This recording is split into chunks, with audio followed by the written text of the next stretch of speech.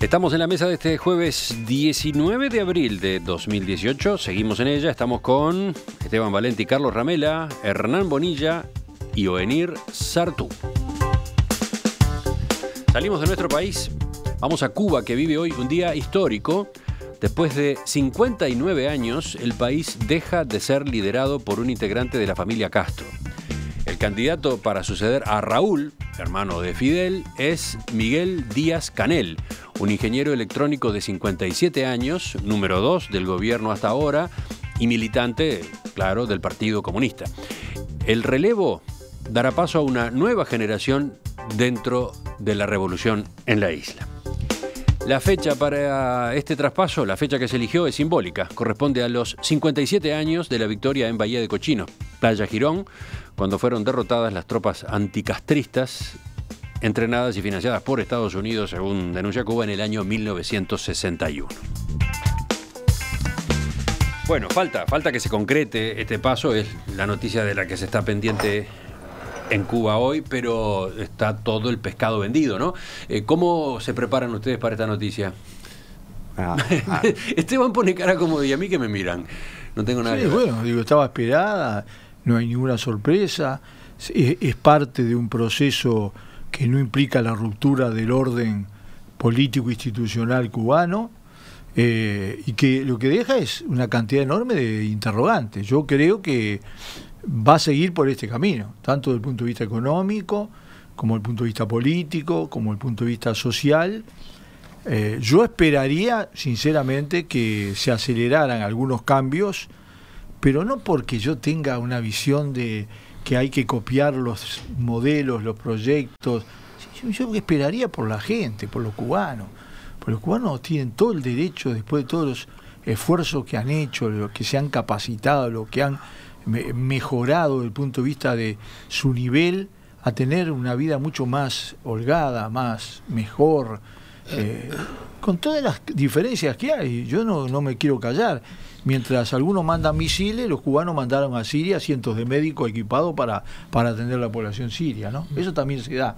Y ocultarlo es tan equivocado como decir que este es un cambio histórico. El cambio histórico es que efectivamente nadie creía que en vida los Castro iban a dejar de presidir Cuba. Y dejaron de presidir Cuba.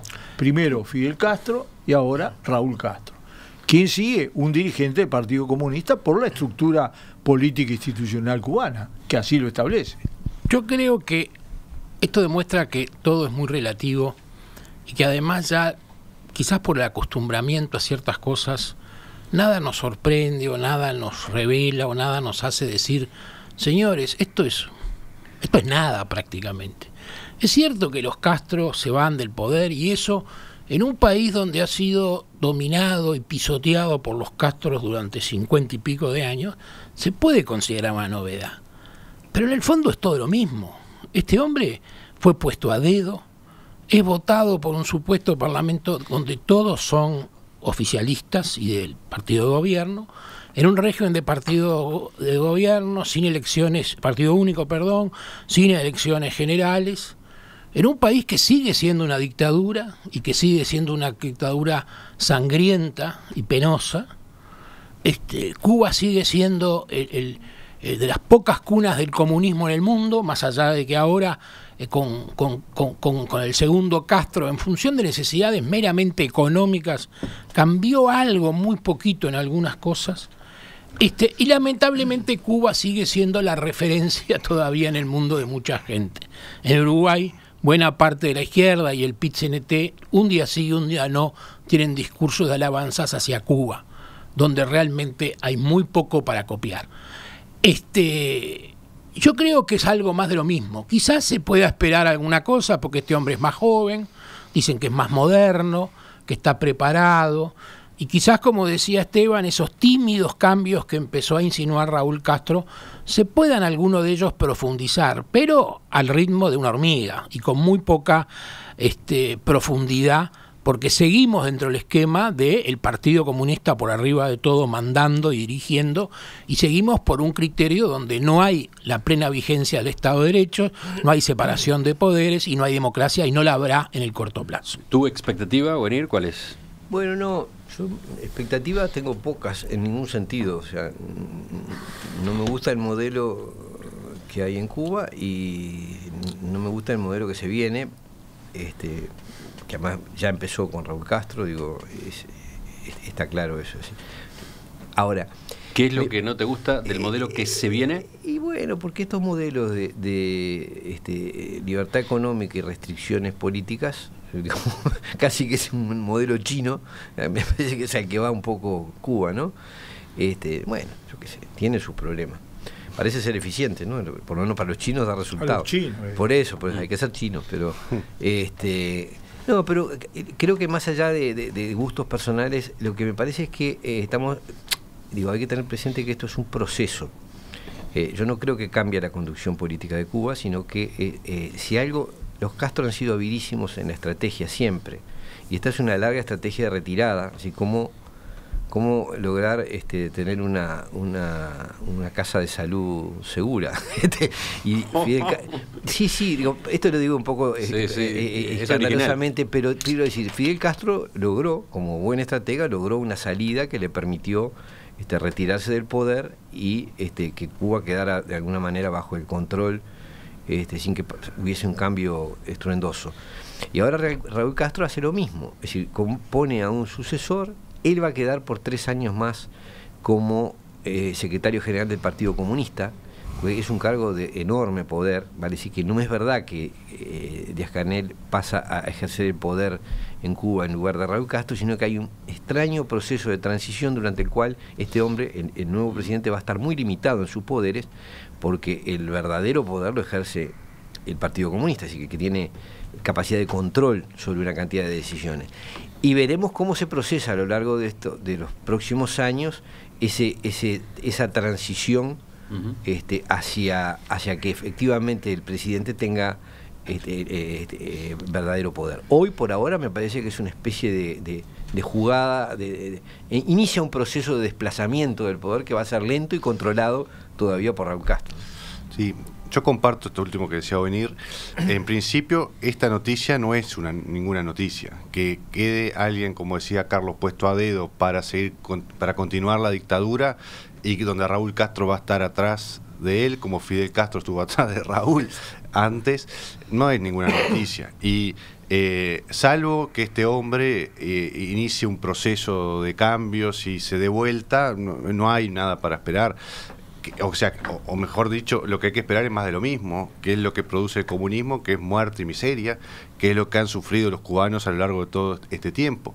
Si Cuba, en vez de haber vivido bajo un régimen comunista, hubiera vivido bajo una democracia capitalista, el nivel de vida en Cuba hoy sería muchísimo mayor, y los que se muestran como logros de la revolución, la salud y la educación, estarían en niveles muchísimo mejores de los que están hoy, porque es la experiencia de todos los países del mundo en toda la historia. Entonces, no puede dejarse como ejemplo lo que decía Carlos, esta cosa de que Cuba sigue siendo un ejemplo de dignidad y no sé cuánto, cuando los Castro en definitiva fueron unos sátrapas que acumularon cientos de millones de dólares y vivieron como reyes en un pueblo que se moría de hambre, porque la realidad de Cuba es muy distinta de lo que muestra la propaganda oficial, como pasa con toda dictadura, que muestra hospitales fantásticos mientras uno ve que hay gente que no tiene medicamentos en otros hospitales. Esto se ve hoy en las redes sociales. Bueno, por ahora no hay nada que esperar, más que siga lo mismo, que es un desastre de uno de los países que podría ser uno de los países más ricos del mundo, y es un país sumido en la miseria, en la falta de libertad de expresión y de todo. Y si en todo caso, si es algo, y va a seguir siendo, es un contraejemplo de lo que no hay que hacer. Mensajes de los oyentes, por ejemplo el de Gustavo, que titula su correo electrónico: Cuba, recta final. Es el principio del fin. Por alguna década seguirán reconvirtiéndose, pero el viaje a la dictadura del proletariado ya no está en la mente de nadie. Veremos, al estilo de China, un inicio de mutación hacia un capitalismo controlado a mediano plazo. Pero no es cierto que no cambie nada. No cambia nada. Yo creo que por ahora no va a cambiar nada. Lo que ¿Sí? Lo que dijimos es que podría haber lentos y pequeños cambios. Y eso es evidente y parecería que no serían para atrás, sino un poquitito para adelante. Pero son poca cosa, es muy poco dentro de un esquema parecido. En los primeros 4 años, como bien decía Hernán y Emir, va a seguir mandando Castro desde la Secretaría del Partido Comunista. Y este hombre no tiene, después, aun cuando tenga más libertad, no tiene credenciales, habiendo sido toda la vida un paladín del Partido Comunista, para ir realmente hacia una apertura que cambie el sistema institucional en Cuba. Hay dos datos exteriores a Cuba que han cambiado. Sí, y que en los últimos tiempos habían influido en este proceso, ¿no? Que Venezuela no le puede mandar más petróleo. Por un lado, Venezuela se derrumbó y se perdió entonces una fuente de financiamiento que la Revolución Cubana tenía. Y por otro lado, asumió Trump en Estados Unidos, con lo cual se frena, se contiene un proceso de mejora en la relación Estados Unidos-Cuba, que notoriamente iba a influir en Cuba, iba a tener incidencia en Cuba, ¿no? Pero ahora tenemos un Putin que debe estar bastante inclinado a suplantar de vuelta a Venezuela y a convertirse en la vieja Rusia que banque a los enemigos de Estados Unidos. O sea, siempre van a encontrar un palenque donde arrancarse que le marque la pobreza, pero eso no le va a dar progreso. Que muestra el fracaso. Un país que necesita que alguien lo apoye de afuera para poder sobrevivir. ¿Pueden dejar hablar al tertuliano Hernán Bonilla, por favor? No, que eso, parte de que el modelo cubano siempre dependió de la ayuda de alguien, de algún otro país, o fuera la Unión Soviética, fuera Venezuela, no sé qué, demuestra que no funciona. Bueno, Niño Valenti que conversa con Niño Ramela. La afirmación de Bonilla de que Cuba podía ser uno de los países más ricos del mundo con 50 años de bloqueo norteamericano, la verdad que no se condice mucho con la realidad. No hubiera tenido bloqueo si no hubiera sido comunista. Por lo tanto, ni si no tuviera bloqueo, no es un país con recursos como para hacerlo. Yo creo que es mucho más complejo, pero coincido en que si no se cambia la situación, el problema ya no es el mantener un determinado modelo que en el mundo ha ido desapareciendo abrumadoramente e incluso ha ido bloqueando la idea creativa y diferente del socialismo. Es decir, el seguir asimilando el socialismo al estatismo total con alguna apertura, o al partido único como elemento central de la definición del socialismo, a mí me parece que eso es uno de los peores daños que ha sufrido el socialismo como idea desde su nacimiento.